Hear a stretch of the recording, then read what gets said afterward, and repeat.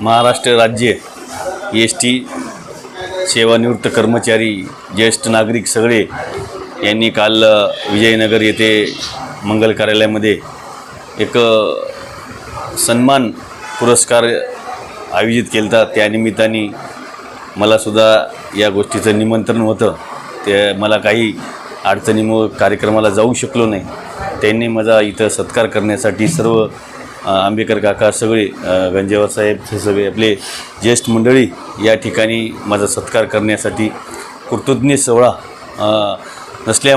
गेले नसल्यामुळे इथं स्वतः होऊन त्यांनी ऑफिसला माझा सत्कार केला। त्याबद्दल सगळ्याचं मी आभार मानतो। महाराष्ट्र राज्याचे उपमुख्यमंत्री एकनाथभाई शिंदे साहेब तसेच परिवहन मंत्री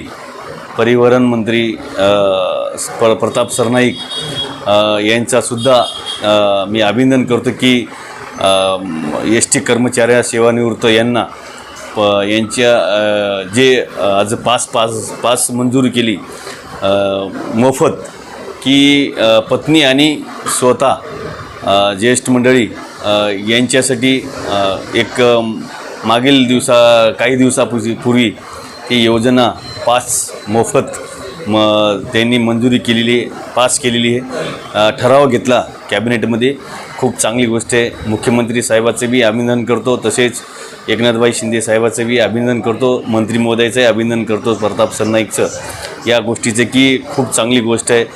कारण ज्येष्ठ मंडळी आणि त्यांच्या पत्नीसह खूप चांगला योजना दरवर्षीप्रमाणे मागच्या वेळेससुद्धा 1 वर्षाची पास कॅबिनेटमध्ये हा विषय प्रस्ताव आणला होता, मंजूर केला आणि यावेळेससुद्धा त्यांनी 1 वर्षाची पास पत्नीसह कुठेही जाण्यासाठी पास मंजूर केली। ते खरंच एस.टी. कामगार एक कर्मचारी आहेत आणि त्यांनी मोफत म्हणजे सेवा केलेली आहे। एस.टी. खात्यामध्ये चांगली सेवा केली।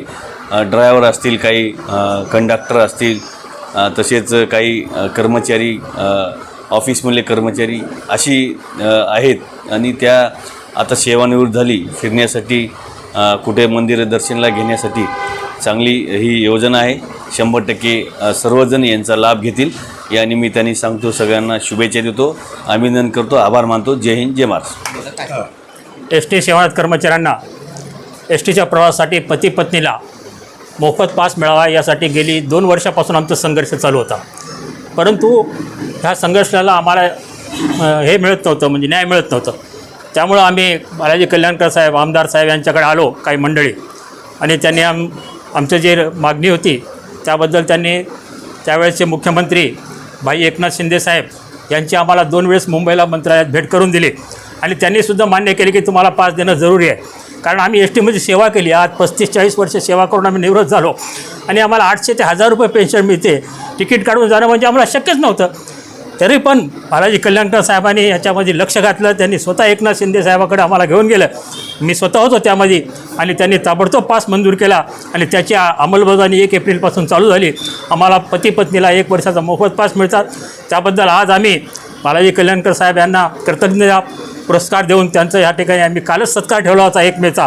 आमचा फार मोठा मेळावा होता, जवळजवळ 3000 आमचे पेन्शनर होते, परंतु साहेबाला काही महत्त्वाची बैठक असल्यामुळे ते उपस्थित राहू शकले नाही। त्यामुळे आज आम्ही त्यांच्या कार्यालयामध्ये येऊन त्यांना स्मृतिचिन्ह आणि त्यांचा सत्कार केलेला आहे आणि मी अपेक्षा करतो की आमच्या आणखी पुढे ज्या काही मागण्या आहेत ते मागण्या सोडवण्यासाठी ते आम्हाला जरूर मदत करतील। कारण विकास पुरुष हे नाव सगळ्या जनतेनं दिलेलं आहे किंवा आम्ही दिलेलं नाही, आणि विकास पुरुष म्हणून त्यांनी फार मोठं आज नांदेड जिल्ह्यामध्ये काम केलेलं आहे आणि त्याचाच परिणाम म्हणून एवढ्या अटीतटीच्या लढतीमध्ये त्यांनी विजय मिळवला।